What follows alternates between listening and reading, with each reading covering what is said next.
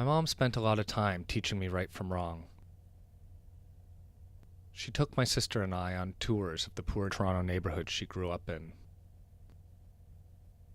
When I was 9, we moved to South Africa where my mom had family.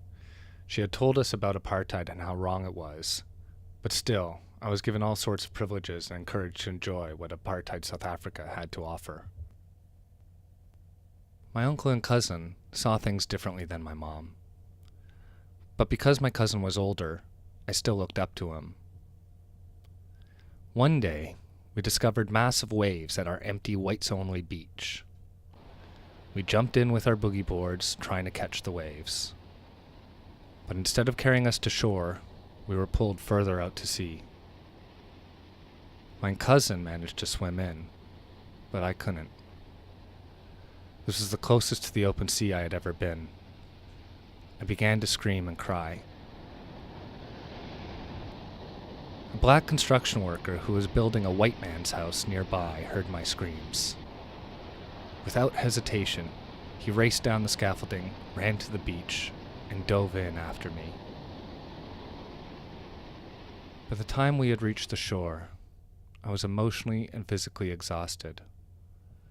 I felt both guilty and grateful.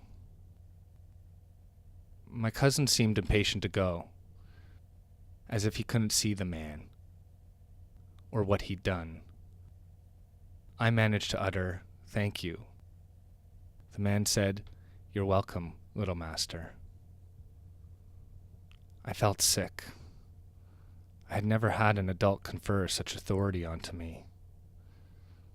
I wouldn't have been able to articulate it, and I wouldn't find the words for many years. But at that moment, things began to come into focus for me. That moment has stayed with me for the last 24 years.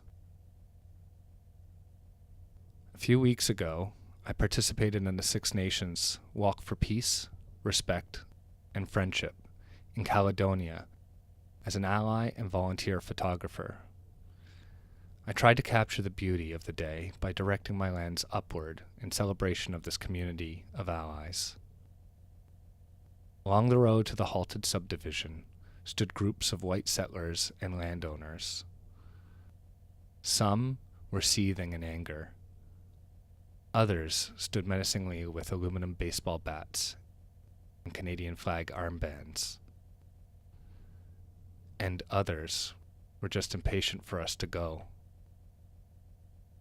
as if they couldn't see the injustice.